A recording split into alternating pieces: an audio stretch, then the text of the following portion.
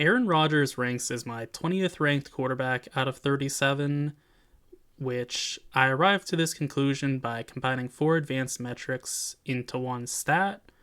So Rodgers is not really playing well, but he's also not playing poorly enough for everything to be his fault either. He's definitely not as bad as Zach Wilson was last year, although the results are actually worse than what they were with Wilson, which is pretty darn funny.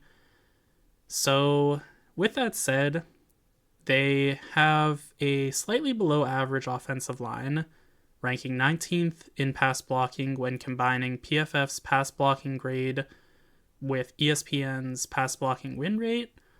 So they don't have a great supporting cast in the sense of the offensive line, but they do have a really good one when looking at their weapons, as Garrett Wilson is fantastic, ranking 13th in yards per game and 75th in yards per reception. He is a supremely talented route runner that has good hands as well, so he's devoid of basically nothing that an elite receiver should possess.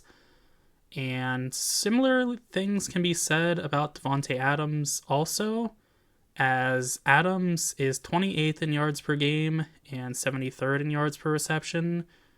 So he's a low-end number 1 or a very high-end number 2, which is what he is, with Wilson being their number 1. Neither of them are deep downfield burners, but some of that is also on Aaron Rodgers not being the greatest deep ball thrower at this point in his career. Rodgers has been a bit sporadic, or a bit erratic rather, in his accuracy, which is really kind of glaring for his deep downfield throwing. So that's a problem, and that holds back the offense as a whole for sure. Allen Lazard, he is having some success getting deep downfield, though. He's 30th in yards per game and 32nd in yards per reception. So he is winning deep downfield with some proficiency. He's also turning short gains into longer ones, which helps his yard per reception. So things are not all completely doom and gloom for their offense. Breece Hall also is a really solid pass catcher out of the backfield, ranking 84th in yards per game amongst all players and 106th in yards per reception. Things are not as great at the tight end position, though, with Tyler Conklin. He's not much of a contributor, but that's not all his fault. Some of that is on Rodgers not targeting tight ends, which he's historically done throughout his entire career. He just hasn't really looked that way. Offensively, furthermore, they are a pretty poor rushing team. They rank 20th in rushing expected points added and 18th in rushing success rate, which, if you don't know what those stats are, I have a video that breaks down them. They're awesome stats because they can help define how well an offense, defense, and quarterback is playing, so they're super useful. Defensively, they are actually pretty similar to their rushing offense because they're 20th in defensive expected points added, which is a real fall from grace from where they were with Robert Saleh as their head coach. They're 11th in defensive success rate, which is still solid. They are on a play-by-play basis good, but they're giving up chunk plays.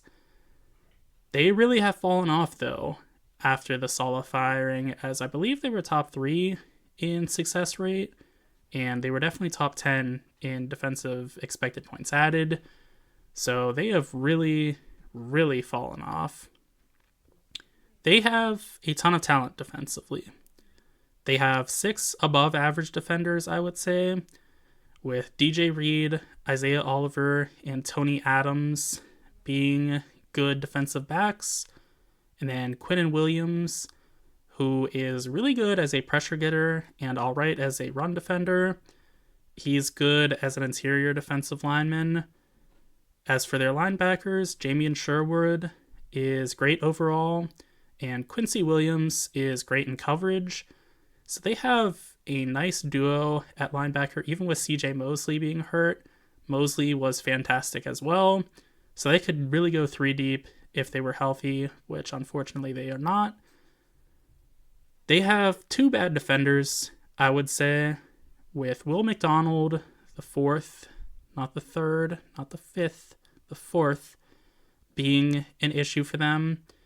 He is really good at getting after the quarterback, but he is really awful at defending the run. So I would say overall he's a bit problematic. And then Javon Kinlaw is really bad as a run defender and just all right as a pass rusher. So I would say overall he's not helpful either. Overall, though, they have one of the most talented defenses in the entire NFL, and it just really is a matter of coaching and cohesion that is holding them back, which seems to be a universal because offensively they are not very cohesive either, and that holds them back severely. And really, they could just be a much better team overall, but this year is basically a lost year. Even if they turn things around, they're not going to be a real threat, in my opinion, in the playoffs.